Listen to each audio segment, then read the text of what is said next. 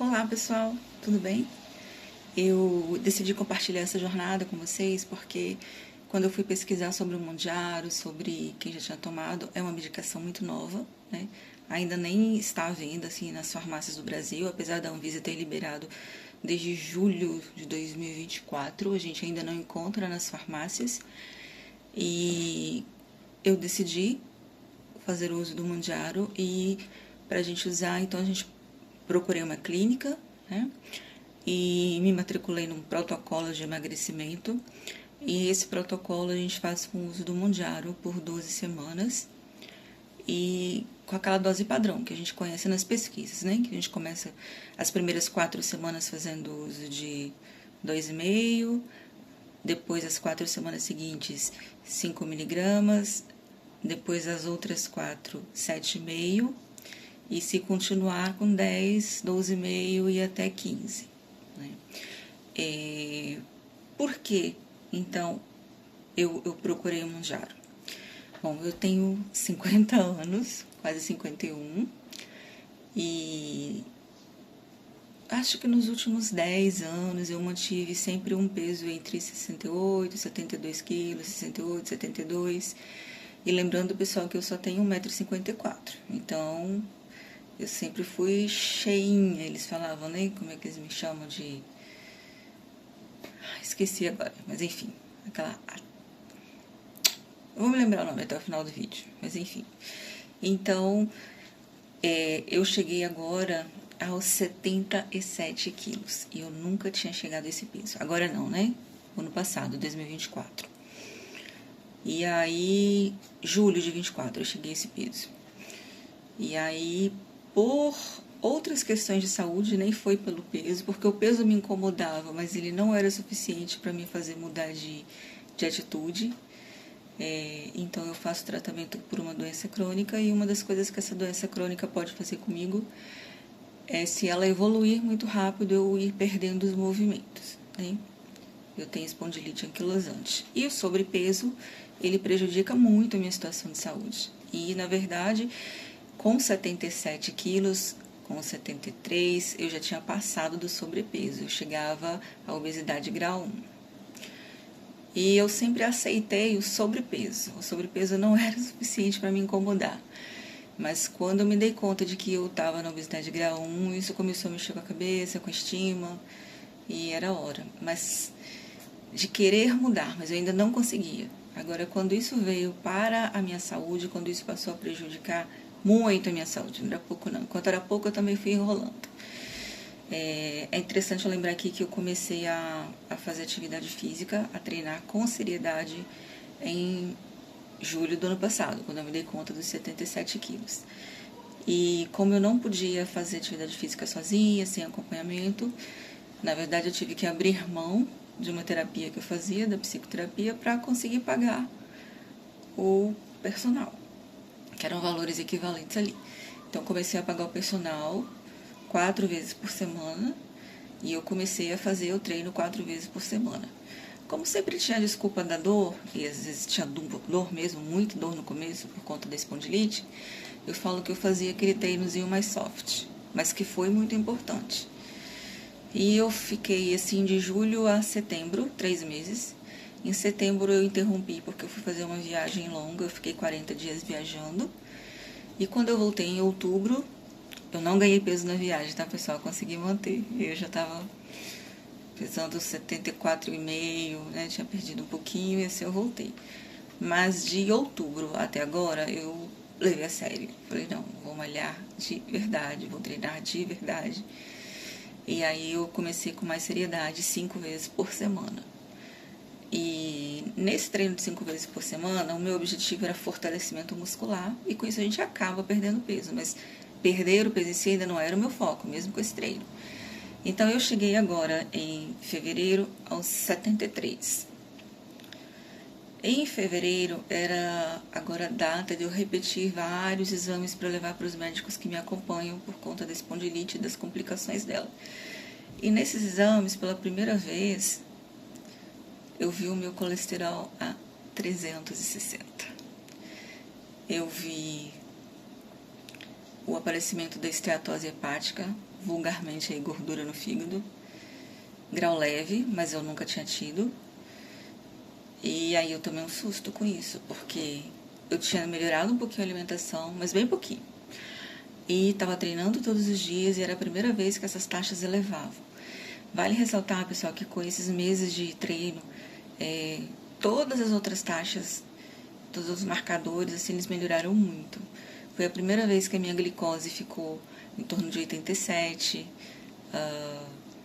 os indicadores inflamatórios desceram um pouquinho, a minha condição de espondilite melhorou muito, muito, muito. Eu saí daquela dor espontânea de chorar o dia inteiro para nunca mais sentir dor espontânea. E melhorei muito a mobilidade, melhorei muito a minha resposta ao esforço físico, então valeu a pena. Mas agora eu tinha que perder gordura, porque de uma forma ou de outra meu corpo estava ainda armazenando gordura, estava ganhando massa muscular, o meu treino era focado em fortalecimento muscular, mas eu estava perdendo peso muito lentamente. Eu perdi, nesses meses de treino, cerca de 500, 600 gramas todos os meses, porque eu não tinha mudado nada a minha alimentação, né? Então, realmente, o meu treino era para melhorar a minha funcionalidade física. E daí, então, vamos procurar uma clínica, vamos procurar ajuda. Até então, eu não tinha nutricionista. Então, procurei a clínica, é uma clínica multiprofissional. E eu passei por endócrino, passei pela ginecologista, passei pela nutricionista. E aí a gente optou por testar o Mounjaro. Aqui no Brasil, no Espírito Santo, é bem novo, né? Poucas pessoas fazem uso. E eu sou meio louquinha, assim, então eu fui lá para conhecer o protocolo, conhecer a clínica e saí de lá com a primeira dose feita. Então, já falei para vocês por que eu comecei a usar o Mounjaro, o meu peso antes do início do tratamento com ele, o quanto eu perdi nesses meses de academia. É colinha, tá, pessoal? Senão não lembro de tudo, não. E começamos agora o dia 0, o dia do Mounjaro. Esse dia tinha sido um dia muito corrido para mim. Então, no almoço, eu só tinha feito um bife e uma saladinha de beterraba com alface. Geralmente não é muito diferente dessa minha refeição, não, tá? Mas ia um pouco de carboidrato, sim. Às vezes um purê de batata, um arroz, uma macarronada. Mas eu já vinha melhorando muito a alimentação. Mas enfim, esse dia era isso. No café da manhã foram 2 torradas e um ovo. O almoço foi esse bife com a beterraba e o alface. E saí de casa depois do almoço para fazer avaliação médica, para entregar exames e tal. E para passar nessa clínica para conhecer o protocolo. Então, era por volta de 16 horas, eu estava na clínica e vamos para a primeira dose. Fiz a primeira dose do Mounjaro. Não dói nada, tá, pessoal? É aquela microagulha que a gente usa para fazer insulina e a gente pode aplicar tanto em qualquer parte que tenha gordurinha no braço. Era o que não faltava, né? Então, braço, barriga, coxa, é isso aí, parte interna da coxa, a barriga, o abdômen e a parte interna dos braços. Eu optei por fazer na barriga, que é o lugar que eu menos sinto, né? E fiz a primeira dose, beleza. Nada. Mas eu cheguei em casa com muita fome, porque eu não tinha comido quase nada durante o dia.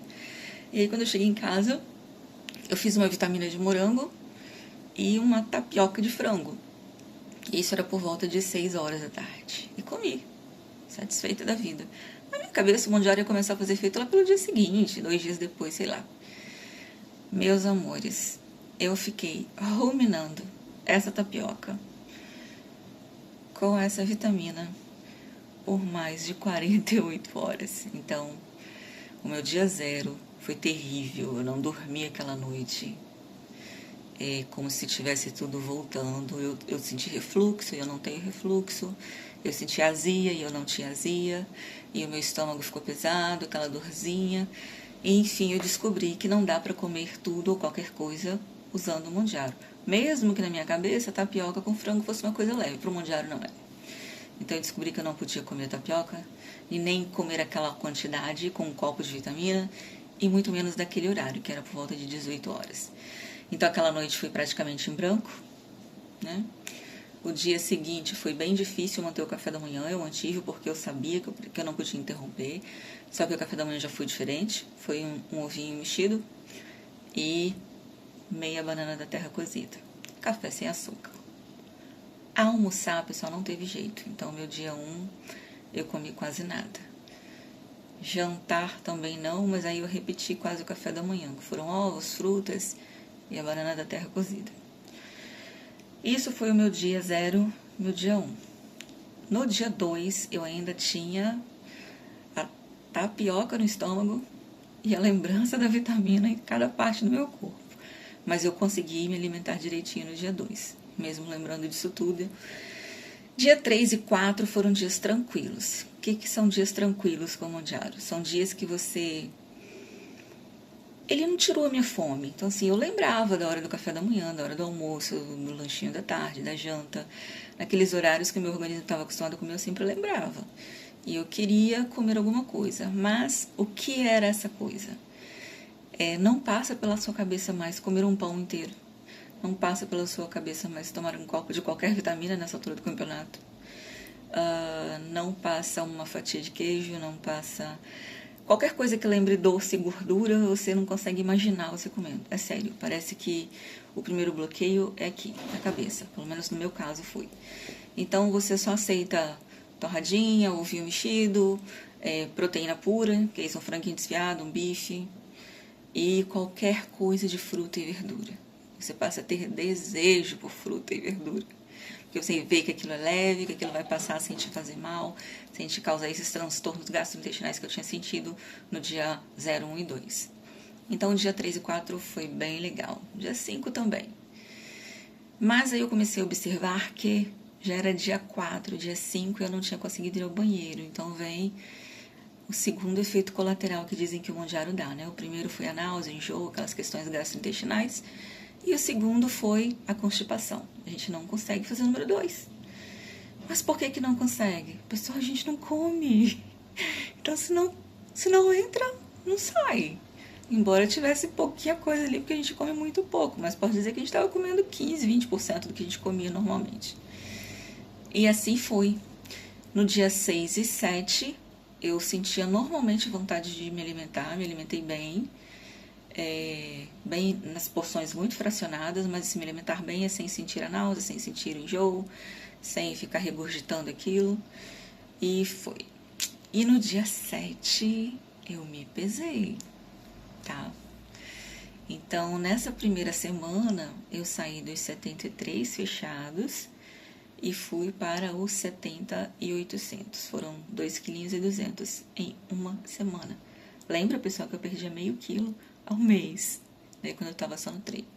Então, eu fiquei muito satisfeita e os efeitos colaterais amenizados, exceto a constipação, que não tinha melhorado ainda, peguei a minha segunda dose. Lembrando que a segunda dose eu não fiz na clínica porque eu tinha tirado uma semana de férias, eu estava viajando, eu estava na Bahia.